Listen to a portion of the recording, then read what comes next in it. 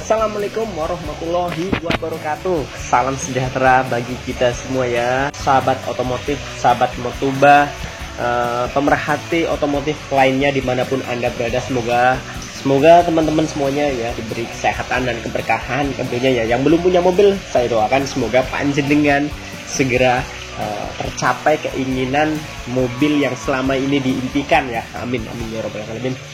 Oke ya, kali ini saya akan berspeak up masih seputar mobil mogok.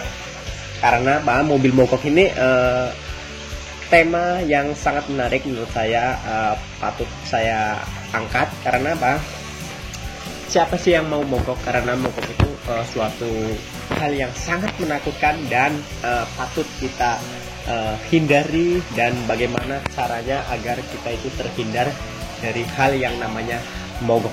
Oke ya, saya akan saya akan review seputar jenis mogok yang paling sering terjadi versi JB Vlog ya.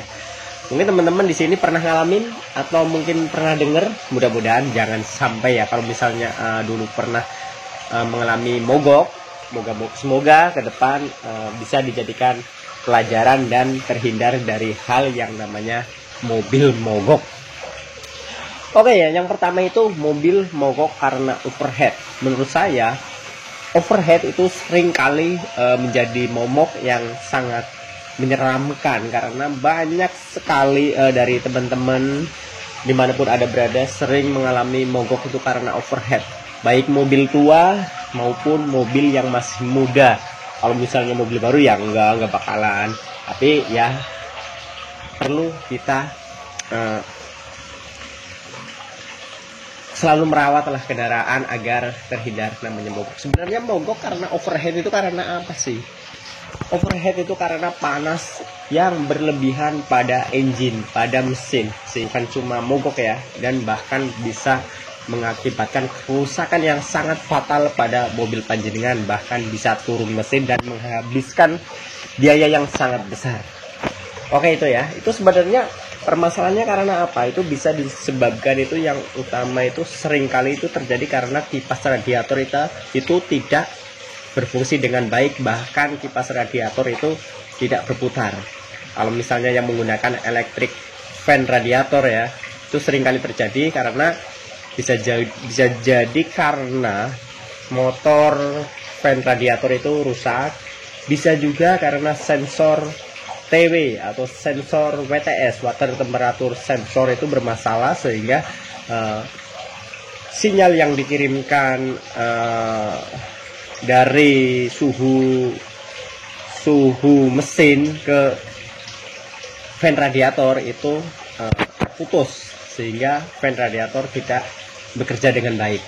Dan juga bisa disebabkan karena termostatnya mampet ya, itu juga sering terjadi karena termostat itu letaknya di dalam dan nggak kelihatan. Banyak orang awam yang nggak paham karena termostatnya itu bermasalah.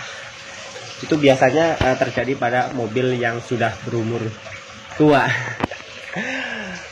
Oke, selanjutnya juga bisa disebabkan karena air radiator ya. Air radiator itu berkurang, bisa juga karena hose water upper atau selang radiator pecah, bisa juga karena radiator mampet, itu juga bisa menyebabkan mobil panjenengan overheat.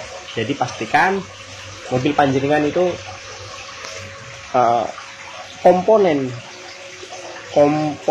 pendukung sistem pendingin mesin itu bisa dipastikan semua komponen tersebut masih keadaan normal dan bekerja dengan baik.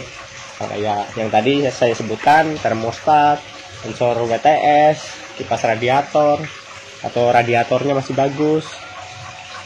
Jadi itu aja sih. Oke, selanjutnya ya,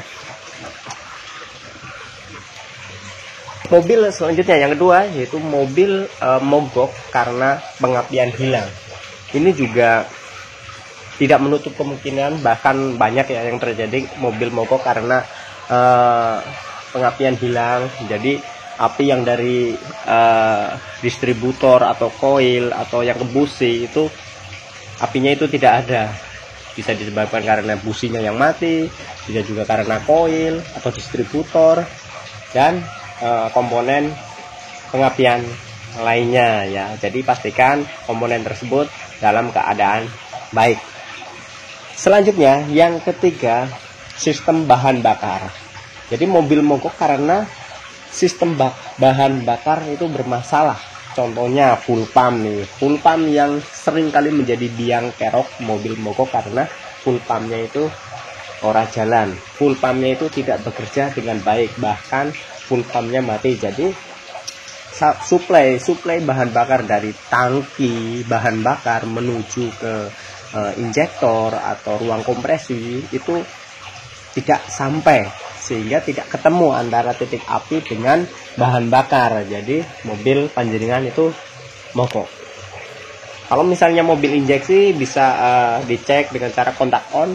Kalau misalnya ada bunyi ceng, nah berarti full pump itu bekerja dengan baik. Tapi kalau misalnya kontak di onin nggak ada suara dengung, berarti kemungkinan full pump panjenengan itu dalam keadaan mati atau tidak bekerja. Dan juga bisa dipastikan lagi filter bahan bakar tidak mampet ya, sehingga aliran bahan bakar menuju ruang kompresi berjalan dengan lancar.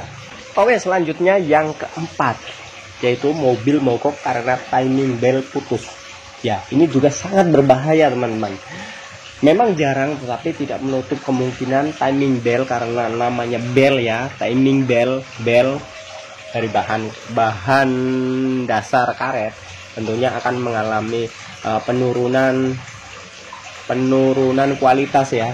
Misal bisa juga karena udah kadaluarsa ya, udah retak-retak karena faktor umur ya, udah umur lifetime, udah pemakaian cukup lama sehingga udah kadaluarsa atau retak, sehingga mengakibatkan timing bel putus. Jadi timing bel putus ini mengakibatkan mobil panjenengan itu mogok, tidak bisa dihidupkan sama sekali.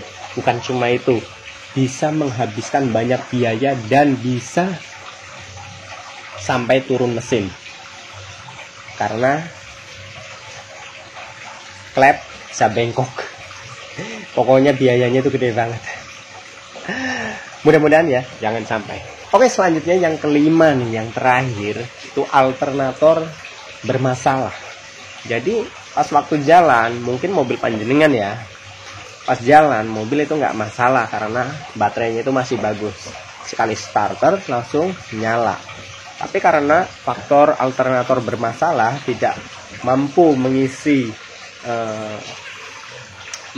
daya ke baterai, kalau misalnya dipakai untuk jalan berapa kilo, karena tidak mengisi, maka baterai akan tekor, baterai akan habis.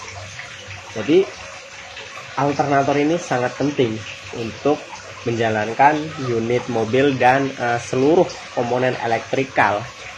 Dan kalau misalnya alternator bermasalah, tidak mengisi, maka mobil panjenengan akan mogok. Oke, itu aja ya jenis mobil mogok versi JB Vlog. Semoga dapat menambahkan pengetahuan seputar dunia otomotif. Mudah-mudahan teman-teman semuanya, panjenengan dimanapun Anda berada, jangan sampai mengalami mobil mogok karena sangat merepotkan dan cukup merepotkan lah. Jadi buat panjenengan, mobil tua panjenengan bisa dibenahin, bisa diremajakan, bisa dirawat lah, agar mobil panjenengan benar-benar layak jalan dan siap pakai tanpa ada kendala. Sayangi keluarga panjenengan, sayangi keluarga tercinta, tetap utamakan keselamatan dalam berkendara ya. Semoga video ini bermanfaat. Saya ucapkan banyak terima kasih. Wassalamualaikum warahmatullahi wabarakatuh. Salam otomotif dimanapun.